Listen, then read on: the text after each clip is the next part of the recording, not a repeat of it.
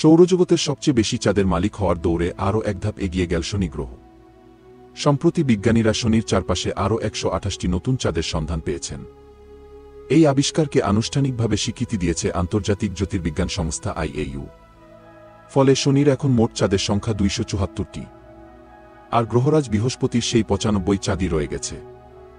আসলে শনি গ্রহ ছাড়া আর কোনো গ্রহের ১০০টি চাঁদ নেই।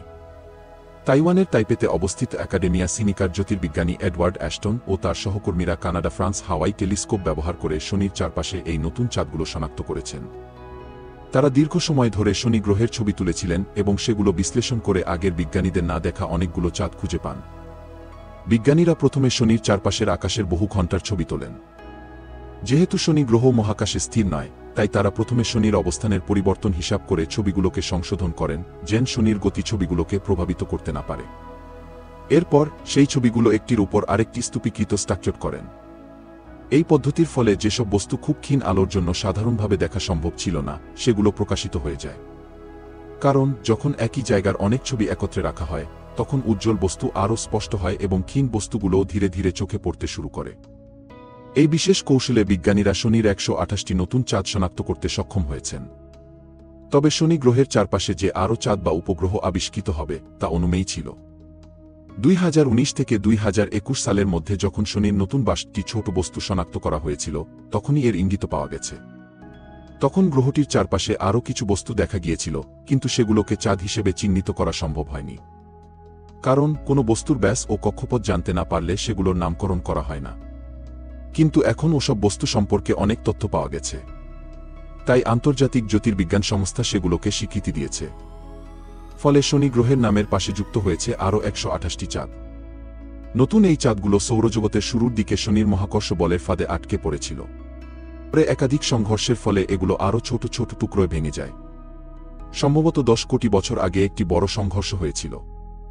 এ ব্যাপারে জ্যোতির্বিজ্ঞানী এডওয়ার্ড অ্যাস্টন বলেন, আমরা জানতাম যে এগুলোর চাঁদ হওয়ার ভালো সম্ভাবনা আছে। আমরা আরও অনেক চাঁদ আবিষ্কারের অপেক্ষায় ছিলাম।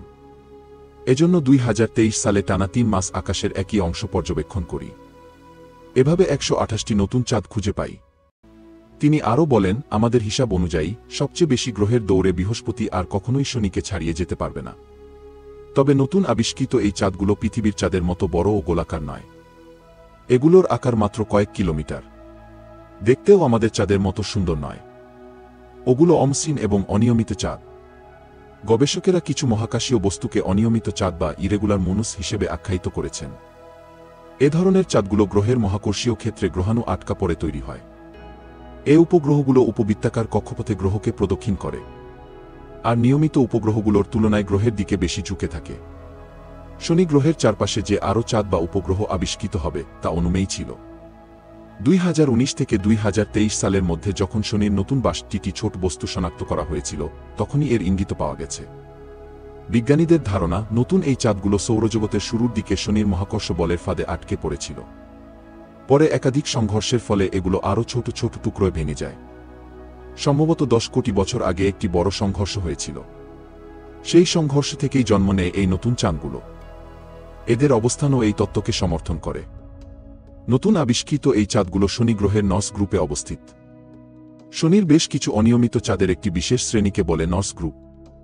এখানকার বস্তুগুলো গ্রহটির বিপরীত দিকে ঘোরে। অর্থাৎ শনি গ্রহ যেদিকে ঘোরে, ওই বস্তুগুলো ঘোরে তার উল্টো দিকে। এখানকার বস্তুগুলো দেখতে অনেকটা আলুর মতো।